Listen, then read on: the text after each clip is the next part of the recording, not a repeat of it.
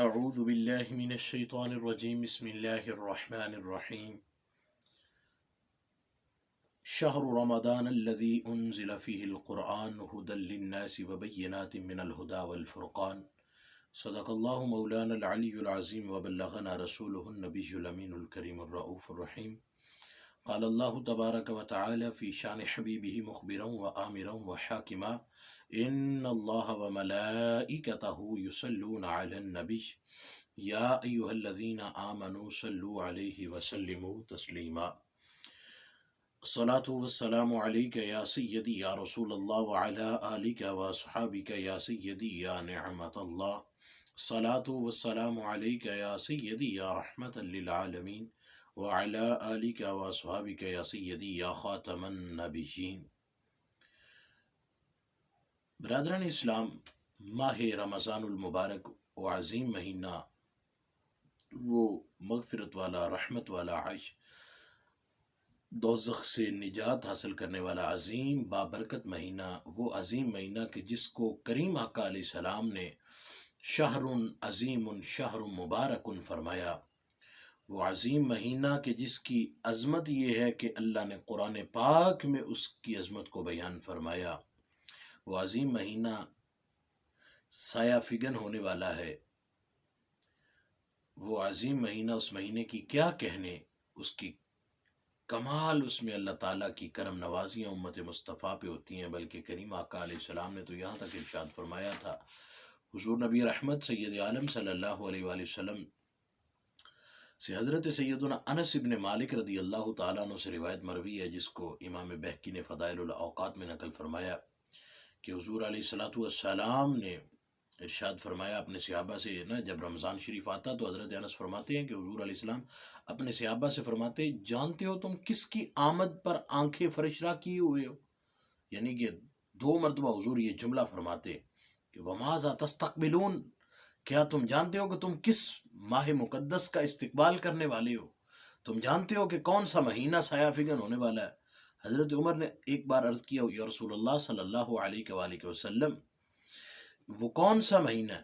تو کریم آقا علیہ السلام نے فرمایا شہر رمضان یغفر اللہ تعالی عز وجل فی اول لیلۃ لکل اہل ھذہ القبلہ، فرمایا کہ تم رمضان شریف کے بابرکت مہینے کو پانے والے ہو، وہ مہینہ کہ جس کی پہلی رات کو ہی اللہ تعالیٰ تمام اہل اسلام یعنی مسلمانوں کی بخشش فرما دیتا ہے۔ اللہ اکبر۔ اور ایک روایت میں یہاں تک لفظ موجود ہے، حضرت سیدنا ابو ہریرہ رضی اللہ تعالیٰ عنہ سے وہ روایت مروی ہے کہ حضور علیہ السلام نے 5 چیزیں بیان فرمائی کہ 5 چیزیں اللہ تعالیٰ نے اس ماہ مقدس یعنی رمضان المبارک میں میری امت کو عطا فرمائی، مجھ سے پہلے کسی امت کو نہیں عطا فرمائی۔ ان میں سے پہلی چیز یہ تھی کہ فرمایا کہ جب رمضان المبارک کی پہلی رات آتی ہے تو اللہ تعالیٰ میری امت پر خاص نظر رحمت فرماتا ہے، اور جس پر میرے رب کی نظر رحمت ہو جائے پھر اللہ تعالیٰ اس شخص کو کبھی بھی عذاب نہیں عطا فرمائے گا، بلکہ حضرت سیدنا مولا کائنات مولا علی کرم اللہ تعالی وجہہ الکریم نے تو یہاں تک ارشاد فرما دیا تھا، کمال کی حضرت مولا علی پاک کی روایت ہے، آپ فرماتے ہیں کہ اگر اللہ تعالیٰ نے امت مصطفیٰ صلی اللہ علیہ وآلہ وسلم کو عذاب دینا ہوتا تو اللہ تعالیٰ جو ہے فرماتے ہیں لو اراد اللہ ان يعذب امت محمد صلی اللہ علیہ وآلہ وسلم ما اعطاہم رمضان، فرمایا کہ اگر اللہ تعالیٰ کا ارادہ امت مصطفیٰ صلی اللہ علیہ وسلم کو عذاب دینے کا ہوتا تو اللہ تعالیٰ کبھی بھی امت مسلمہ کو ماہ رمضان المبارک جیسا عظیم مہینہ نہ عطا فرماتا۔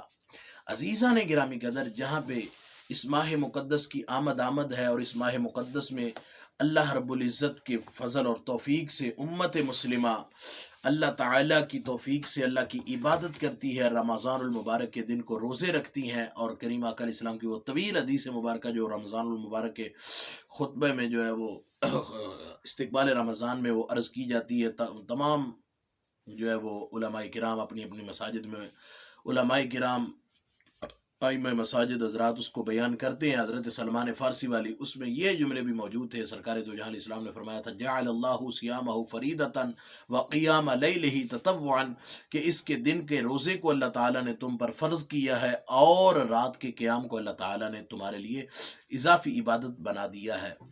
تو عزیزہ نے گرامی قدر اس ماہ مقدس میں جو رات کو اضافی عبادت والی نماز ہے اس کو صلاۃ اللیل یعنی صلاۃ التراوی نماز تراوی کہا جاتا ہے۔ یہ نماز زمانہ نبوی صلی اللہ علیہ وسلم سے شروع ہوئی۔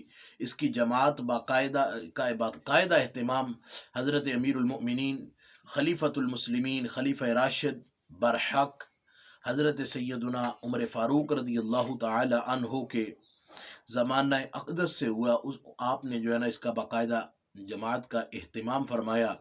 اس نماز کی رکعات کے حوالے سے آج کل ایک بہت بڑا شور کیا جاتا ہے کہ اس نماز کی جو رکعات ہے تراویح کی رکعات کے حوالے سے نماز تراویح پہ کسی کو اختلاف نہیں ہے، نماز تراویح کی عظمت کے سارے قائل ہیں، لیکن رکعات میں اختلاف ہے۔ لیکن اگر بندہ وسعت قلبی سے اور وسعت نظر سے دیکھے، تعصب کی اینک اتار کے دیکھے گا تو انشاءاللہ تعالی عز و جل یہ اختلاف بھی جو ہے وہ ایسے ختم ہو جائے گا جیسے کہ آٹے سے بال کو نکالا جاتا ہے، مکھن سے بال کو نکال کے پھینک دیا جائے تو یہ اعتراض بھی ختم ہو جائے گا ایسے کا ایسے ہی۔ دراصل امت مسلمہ تقریباً 1300 سال سے سلفاً خلفاً 20 رکعت پہ امت مسلمہ کا اجماع چلا آ رہا ہے۔ 1284 ہجری میں تقریباً 160 سال کے قریب ہو چکے ہیں۔ 1284 ہجری میں سب سے پہلے اہل حدیث غیر مقلدین حضرات کے مولوی صاحب گزرے ہیں، مفتی محمد حسین بٹالوی۔ سب سے پہلے ان کے شکم میں پتہ نہیں کیا مروڑ پڑا کہ انہوں نے 20 رکعت تراویح کو جو ہے نا سب سے پہلے انہوں نے جو ہے نا وہ کہا کہ یہ بدعت ہے، بلکہ 8 تراویح سنت ہے۔ عزیزان گرامی قدر، اگرچہ ہم اس پہ اگر گفتگو کریں تو ایک طویل موضوع بن جائے گا، مختصراً وقت میں احادیث مبارکہ آپ احباب کی گوش گزار کروں گا کہ کریم آقا علیہ الصلوۃ والسلام کے جو ہے نا وہ صحابہ کرام علیہم الرضوان کتنی پڑھتے تھے، حضور علیہ الصلوۃ والسلام کے ظاہری زمانہ اقدس میں حضور علیہ السلام نے جو 3 دن نماز پڑھائی ہے اس کی رکعات کتنی تھی۔ اس کے بعد سیدنا فاروق اعظم نے جو باقاعدہ جماعت شروع کروائی، حضرت عثمان غنی رضی اللہ تعالیٰ عنہ کے دور میں کتنی پڑھی جاتی رہی، حضرت مولا علی پاک کرم اللہ تعالیٰ وجہہ الکریم کی جو ہے وہ زمانہ اقدس میں کتنی رکعات پڑھی جاتی رہی، اور خود آج کے اہل تشیع حضرات کے نزدیک نماز تراویح کی جو ہے وہ تعداد کتنی ہے، یہ 2-4-5 منٹ کے اندر آپ احباب سماعت کر لیں گے۔ بڑی توجہ طلب چیز ہے۔ حضرت سیدہ طیبہ طاہرہ سیدہ فاطمہ زہرا سلام اللہ علیہ، حضرت سیدہ عائشہ صدیقہ طیبہ طاہرہ رضی اللہ تعالی عنہا، آپ فرماتی ہیں کہ رسول اللہ صلی اللہ علیہ وآلہ وسلم نے رمضان المبارک کی ایک شب مسجد میں نماز ادا فرمائی، صحابہ کرام علیہم الرضوان نے بھی آپ کے ساتھ نماز پڑھی۔ پھر دوسری رات کی نماز میں شرکاء کی تعداد بہت بڑھ گئی۔ تیسری یا چوتھی شب جب شرکاء کی تعداد اس سے بھی زیادہ ہو گئی تو آپ صلی اللہ علیہ وآلہ وسلم مسجد میں تشریف نہ لائے۔ جب صبح ہوئی تو آپ صلی اللہ علیہ وسلم نے فرمایا قد رأیت الذی صنعتم فلم یمنعنی من الخروج الیکم الا انی خشیت ان تفرض علیکم قال وذلک فی رمضان۔ کریم آقا علیہ السلام نے فرمایا کہ تحقیق میں نے تمہارا ذوق و شوق ملاحظہ فرما لیا تھا، مجھے پتا تھا کہ تم لوگ مسجد میں میرا انتظار کر رہے ہو، لیکن حضور فرما رہے ہیں کہ میں آیا اس وجہ سے نہیں تھا میرے صحابہ، مجھے ڈر تھا کہ اگر میں آج بھی جا کے جماعت کروا دی تو کہیں پہ تم پہ یہ نماز جو ہے وہ فرض نہ ہو جائے۔ اللہ اکبر، حالانکہ یہ نماز نفل ہے اور حضور علیہ السلام کی سنت کی وجہ سے اس کو سنت بھی کہا جاتا ہے۔ حضرت سیدنا ابو ہریرہ رضی اللہ تعالیٰ عنہ سے یہ روایت مروی ہے کہ حضور علیہ السلام رمضان المبارک میں نماز کی راتوں میں جو ہے نا وہ قیام کی نماز پڑھنے کی ترغیب دیتے تھے، فرمایا کرتے تھے من قام رمضان ایمانا و احتسابا غفر له ما تقدم من ذنبه او کما قال۔ عزیزان گرامی قدر، یہ حضور علیہ السلام ترغیب ارشاد فرما رہے ہیں۔ حضور نے اس کی عظمت کو واضح فرما دیا کہ جو یہ نماز ادا کرے گا اللہ تعالیٰ اس کے گناہوں کو بخش دے گا۔ اب رہا تعداد کا، تو حضرت سیدنا یزید بن رومان رضی اللہ تعالی عنہ سے بڑی دلچسپ روایت ہے. اس کو حضرت موطا امام مالک میں حضرت امام مالک رحمۃ اللہ تعالی علیہ نقل فرمایا، جو میرے پاس موجود ہے. صفحہ 97 مطبوع نور محمد کراچی کا چھاپا ہے. حضرت یزید بن رومان فرماتے ہیں کان الناس یقومون فی زمان عمر بن الخطاب رضی اللہ تعالی عنہ فی رمضان ب23 رکعتا. فرماتے ہیں کہ حضرت سیدنا فاروق اعظم رضی اللہ تعالیٰ عنہ کے زمانے میں لوگ 23 رکعت نماز پڑھا کرتے تھے، 3 وتر اور 20 رکعت. اللہ اکبر اللہ اکبر. اور پھر حضرت صاحب بن یزید رضی اللہ تعالیٰ عنہ کی صحیح حدیث بہقی میں یہ موجود ہے. بہقی جلد 2 ہے، صفحہ 496 ہے، مطبوعہ ملتان کا یہ چھاپا ہے جو میرے پاس سامنے موجود ہے. کننا نقوم فی زمان عمر ابن الخطاب ب20 رکعت والوتر. فرماتے ہیں کہ ہم حضرت صاحب بن یزید فرما رہے ہیں. صحیح روایت ہے، اس پہ پوری تحقیق موجود ہے. اس کی روایت کے کسی راوی پہ کوئی جرح موجود نہیں ہے. حضرت صاحب بن یزید فرماتے ہیں کہ کننا نقوم فی زمان عمر ابن الخطاب ب20 رکعت والوتر. فرماتے ہیں کہ ہم حضرت سیدنا فاروق اعظم رضی اللہ تعالیٰ عنہ کے زمانہ برکت نشان میں 20 رکعات نماز تراویح پڑھا کرتے تھے اور وطر پڑھا کرتے تھے. اللہ اکبر. حضور علیہ الصلوۃ والسلام کے صحابہ، حضور سیدنا، یہ تو آپ نے سماعت کر لیا کہ حضرت سیدنا عمر بن خطاب رضی اللہ تعالی عنہ کے زمانہ اقدس میں جو ہے وہ نماز کتنی پڑھی 20 رکعات ہی پڑھی جاتی تھی.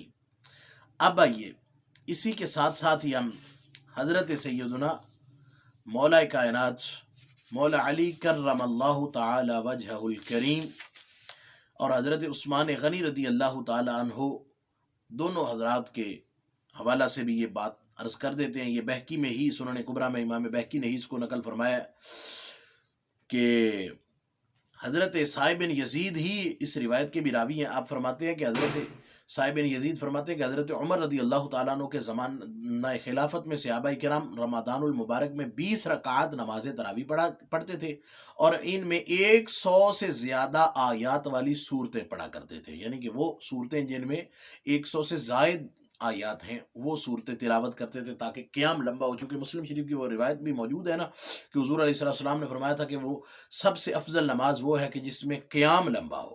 تو اس لیے صحابہ کرام 100 سے زیادہ والی جو آیات ہیں جس صورت میں وہ اکثر تلاوت کرتے تھے. اور فرماتے ہیں وَكَانُوا يَتَوَكَّؤُونَ عَلَىٰ أَسِيِّهِمْ فِي عَهْدِ عثمان مِنْ شِدَّةِ الْقِيَامِ. جبکہ حضرت عثمان غنی رضی اللہ تعالیٰ عنہ کے زمانہ میں قیام اتنا طویل ہوتا کہ بعض لوگ شدت قیام کی وجہ سے اپنی لاٹھیوں کا سہارا لیا کرتے تھے. لیکن تعداد کتنی تھی؟ فرمایا 20. اللہ اکبر اللہ اکبر. اور حضرت مولا علی کرم اللہ تعالی وجہ الکریم کے حوالے سے دیکھیے گا، حضرت عبد الرحمن بن ابی سلمہ رضی اللہ تعالیٰ عنہ فرماتے ہیں ان عبد الرحمن بن ابی سلمہ ان علی قال دعا القرات فی رمضان فامر منهم رجلا يصلي بالناس 20 رکعتا قال وكان على يؤترهم حضرت یؤتر بهم. حضرت سیدنا عبد الرحمن فرماتے ہیں کہ سیدنا مولا کائنات مولا علی کرم اللہ تعالی وجہ الکریم نے قرہ حضرات کو طلب فرمایا اور ان میں سے ایک قاری صاحب کو ارشاد فرمایا کہ وہ لوگوں کو فَأَمَرَ مِنْهُمْ رَجُلًا يُصَلِّي بِالنَّاسِ 20 رَكْعَةً. قابل توجہ لفظ ہیں. فَأَمَرَ مِنْهُمْ رَجُلًا يُصَلِّي بِالنَّاسِ 20 رَكْعَةً کہ حضرت سیدنا مولا کائنات مولا علی شیر خدا کرم اللہ تعالی وجہ الکریم نے حکم ارشاد فرمایا کہ لوگوں کو 20 رکعتیں پڑھاؤ. اللہ اکبر. وَكَانَ عَلَى يُؤْتِرُ بِهِمْ. اور فرماتے ہیں کہ پھر 20 رکعت جب ہوئی تو پھر حضرت مولا علی پاک کرم اللہ تعالی وجہ الکریم نے وطر خود پڑھائے تھے. اللہ اکبر. یہ روایت سنن کبریٰ میں بہقی جلد 2 ہے، صفحہ 496 باب عدد رکعات فی قیام رمضان میں موجود ہے. عزیزان گرامی قدر، پھر امام ترمذی رحمہ اللہ کو دیکھ لیجئے، مکتبہ رحمانیہ لاہور کا جو میرے پاس چھاپا موجود ہے کہ ترمذی میں باب موجود ہے باب ما جاء فی قیام شہر رمضان. اس میں آپ امام ترمذی رحمۃ اللہ تعالی علیہ فرماتے ہیں کہ اکثر علماء کرام کا مذہب وہی ہے جو کہ سیدنا علی، سیدنا عمر اور دیگر صحابہ کرام علیہم الرضوان سے منقول ہے کہ نماز تراویح 20 رکعات ہی ہے۔ حضرت سفیان ثوری، حضرت عبداللہ بن مبارک، حضرت امام شافعی رحمۃ اللہ تعالی علیہم اجمعین کا بھی یہی مسلک ہے۔ مزید برآں امام شافعی فرماتے ہیں میں نے اہل مکہ کو 20 رکعات ہی نماز تراویح پڑھتے دیکھا ہے۔ اللہ اکبر۔ اچھا، یہاں پہ ایک اور بھی بات عرض کرتا چلوں کہ اگر آپ 1284 سے پہلے کی جتنی ہسٹری ہے نا وہ اٹھا کے دیکھیں گے نا، آپ کو 2 چیزیں ملیں گی: 20 رکعات نماز تراویح، اور اس سے زیادہ اہل مدینہ کا معمول رہا۔ دراصل مکہ مکرمہ کے لوگ جو تھے نا، حضرت امام مالک رحمۃ اللہ تعالی علیہ کا فتویٰ بھی 36 پہ ہے، 36 نماز تراویح کے حوالے سے ہے۔ یہ بھی بڑی دلچسپ چیز ہے کہ وہ کہتے ہیں کہ 36 رکعات ہونی چاہیے تراویح کی، نماز تراویح کی۔ وہ کیوں؟ وہ فرماتے ہیں اس لیے کہ اہل مکہ جو تھے نا وہ اس طرح کیا کرتے تھے کہ لفظ تراویح اصل میں جو ہے وہ ہے ترویحہ کی جمع۔ ترویحہ کہتے ہیں کہ ہر 4 رکعت کے بعد تھوڑا سا آرام کرنے کو، ہر 4 رکعت نماز پڑھنے کے بعد تھوڑی دیر آرام سے سکون سے بیٹھنے کو ترویحہ، اور اسی سے ترویحہ تراویح جمع اس کی آ جاتی ہے۔ اور آپ حضرات جانتے ہیں کہ عربی میں جمع کا اطلاق جو ہے وہ 3 یا 3 سے زیادہ پہ ہوتا ہے، تو اس لحاظ سے بھی تراویح جو ہے وہ 20 ہی بنے گی۔ اگر تراویح جو ہے وہ 20 سے کم ہوتی تو اس کو ترویحہ نہیں کہا جائے، تراویح نہ کہا جائے گا۔ پھر جیسے کہ اگر یہ 8 حضرات پڑھتے ہیں نا تو ان سے پوچھو کہ کیا پڑھا ہے تو یہ کہیں گے تراویح پڑھی ہے، تو اس کو تراویح کا اطلاق جو ہے وہ ترویحہ کی جمع ہے، تو اس کا اطلاق تو 3 سے زیادہ پہ ہے۔ مطلب یہ ہوگا کہ 4 پڑھیں، پھر 4 پڑھیں، پھر 4 پڑھیں، یہ 3 بار 4 پڑھیں گے، 12 ہو جائیں گی، تو پھر جو ہے وہ 3 جو ہے وہ تراویح بنے گی۔ لیکن حضرت، خیر بات دور نہ نکل جائے، حضرت سیدنا امام مالک رحمۃ اللہ تعالی علیہ اور دیگر اہل مدینہ حضرات جو تھے نا وہ پتہ کیا کرتے تھے، جب 4 رکعات ہو جاتی، ادھر مکہ والے لوگ یہ کرتے تھے کہ 4 رکعت کے بعد وہ کہتے تھے کہ تھوڑا سا سکون سے تو بیٹھنا ہے نا، اس سے بہتر ہے کہ چلو طواف کعبہ کر لیتے ہیں، وہ بھی ثواب مل جائے گا۔ ادھر اہل مدینہ حضرات جو تھے وہ کیا کرتے تھے، اللہ اکبر، وہ کہتے تھے کہ ہمیں وہ جو ہے مکہ مکرمہ میں خانہ کعبہ کی طواف والی عبادت تو میسر نہیں، ہم ایسے کرتے ہیں کہ وہ جو 4 رکعات کے بعد تھوڑی دیر آرام کے لیے بیٹھنا ہے نا، ہم اس میں مزید اضافہ یہ کرتے ہیں کہ ہم 4 رکعت اور پڑھ لیتے ہیں۔ وہ تراویح شمار نہیں کرتے تھے، اس کو جو 4 رکعت نفل پڑھتے تھے اس کو تراویح نہیں بلکہ وہ اضافی عبادت کے لیے شمار کرتے تھے۔ دیکھیے ان لوگوں کا ذوق ہے، اسی لیے وہ چلتے چلتے وہ 36 حضرت سیدنا امام مالک رحمۃ اللہ تعالی علیہ نے جو فرمایا۔ تو اسی پہ جو ہے نا ایک بڑی دلچسپ چیز میں آپ احباب کے لیے عرض کرنے لگا ہوں کہ آج کل اگرچہ ہمارے لیے یہ سب سے بڑی اور اہم ترین چیز یہ ہے کہ ہمارے لیے کسی بھی شہر کے، کسی بھی ملک کے معمولات وہ حجت نہیں ہے۔ حجت ہمارے لیے اللہ کا قرآن ہے، یا مصطفیٰ کریم علیہ السلام کے فرامین مقدس ہیں، یا جو آثار صحابہ ہے، اقوال امت ہے جس پہ امت کا اجماع ہے، تواتر سے جو چیزیں ثابت ہیں، وہ ہمارے لیے حجت ہے، نہ کہ کسی شہر کے معمولات ہمارے لیے حجت نہیں ہے۔ یہ سادہ لو عوام کو گمراہ کرنے کے لیے غیر مقلدین حضرات کا ایک بڑا شوشہ ہوتا ہے کہ جی دیکھو تم لوگ جو ہے وہ رفع یدین نہیں کرتے، حرم میں بھی رفع یدین ہوتا ہے، مسجد نبوی میں بھی ہوتا ہے، حالانکہ وہیں سے دین چلا تھا۔ ارے ہم یہاں پہ آپ کہہ رہے ہیں کہ دیکھیے گا کہ حرم میں بھی 20 تراویح ہے، حرم مکہ میں بھی 20 ہے، اور حرم نبوی میں بھی 20 ہے، تو پھر اب کیا جواب ہوگا؟ اور پھر ادھر وطر بھی 3 ہے، ادھر وطر بھی 1 ہے۔ یہاں کے تو جتنے بھی اہل حدیث حضرات ہیں وہ کوشش کرتے ہیں کہ عبادت میں جو ہے نا وہ کمی کی جائے تاکہ جان چھٹی رہے، لیکن دوسری طرف جب کھانے کا معاملہ ہوتا ہے تو عید الاضحیٰ کے انہوں نے 4 دن بڑھا لیے، 1 دن اور بڑھا لیا، 3 دن کی بجائے 4 دن کرتے ہیں۔ یہ ایک الگ بحث ہے، یہ ایک الگ موضوع ہے، لیکن حضرت ادھر مدینہ منورہ کے قاضی ہیں، قاضی الشیخ عطیہ محمد سالم رحمت، انہوں نے ایک کتاب لکھی ہے التراویح اکثر من الف عام فی مسجد النبی صلی اللہ علیہ وآلہ وسلم۔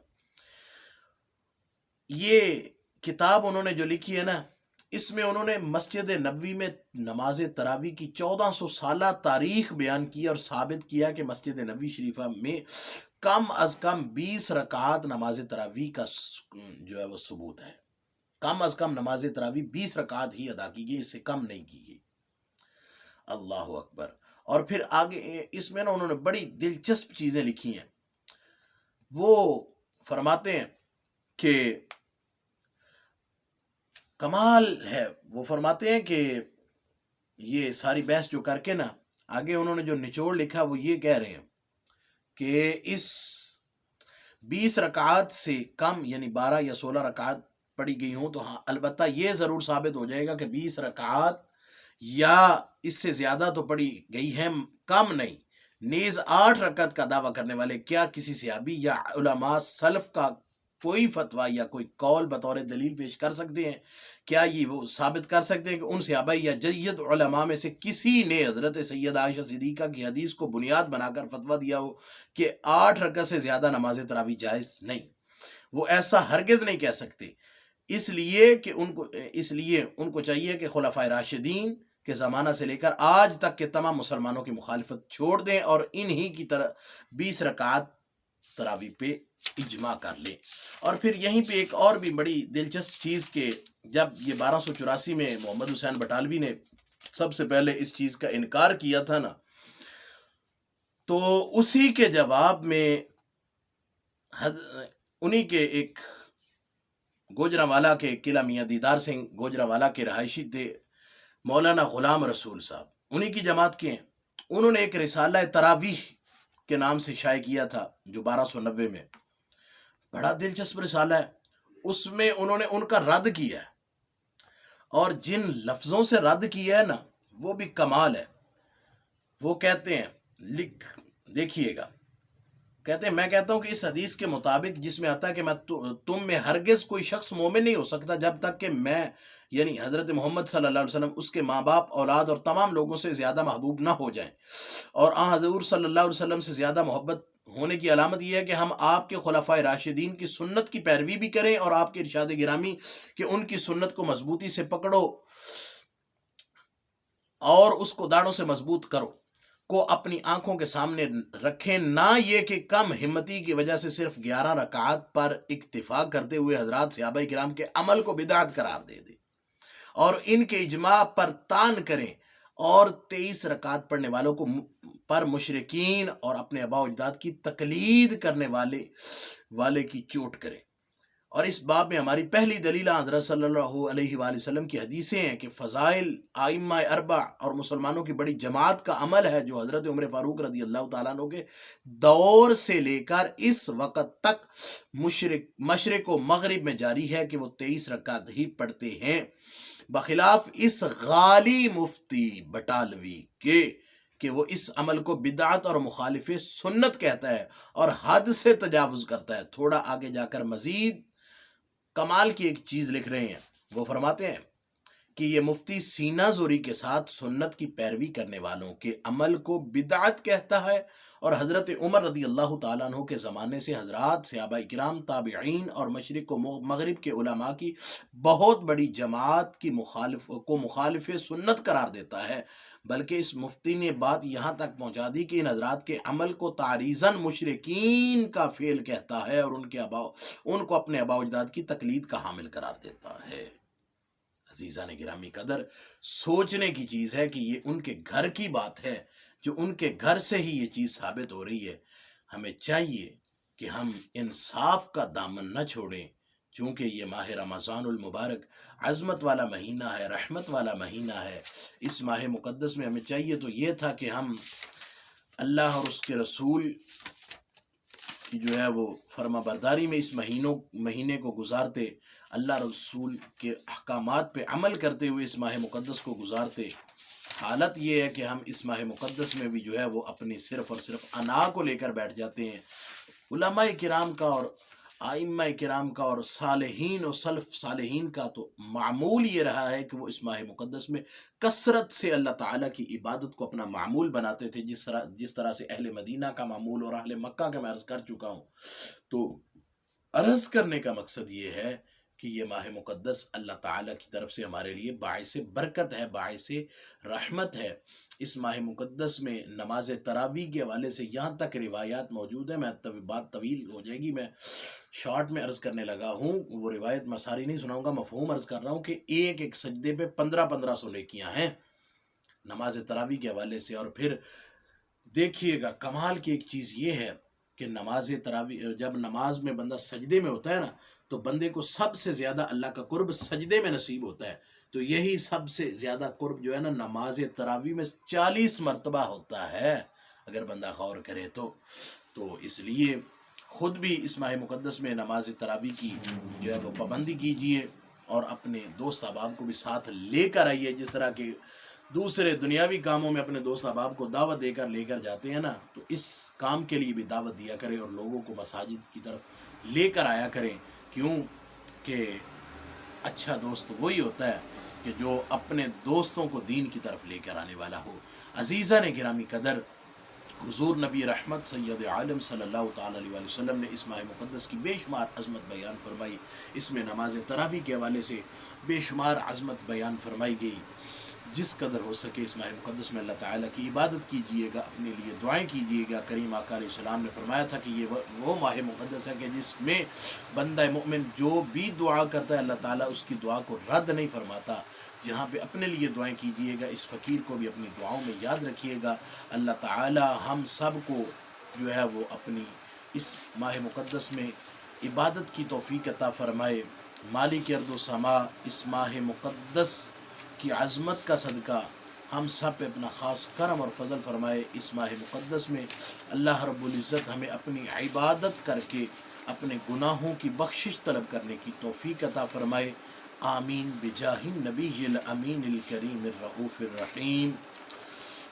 آ گئے ایام رحمت دیکھیے، آ گئے ایام رحمت دیکھیے، کھل گئے درہائے جنت دیکھیے، فرش سے لے کر فراز عرش تک جلوہ گر ہے نور وحدت دیکھیے، سال کے 11 مہینوں پر اسے رب نے بخشی ہے فضیلت دیکھیے، کہہ رہی ہے مسکرا کر ہر کلی گلشن رمضان کی نزہت دیکھیے، رب نے بخشی 30 روزوں کے عوض کس قدر سستی ہے جنت دیکھیے، ایک نیکی کے ملے 70 ثواب ماہ رمضان کی سخاوت دیکھیے، آگے ایام رحمت دیکھیے، کھل گئے درہائے جنت دیکھیے، وما علیہ الا البلاغ المبین۔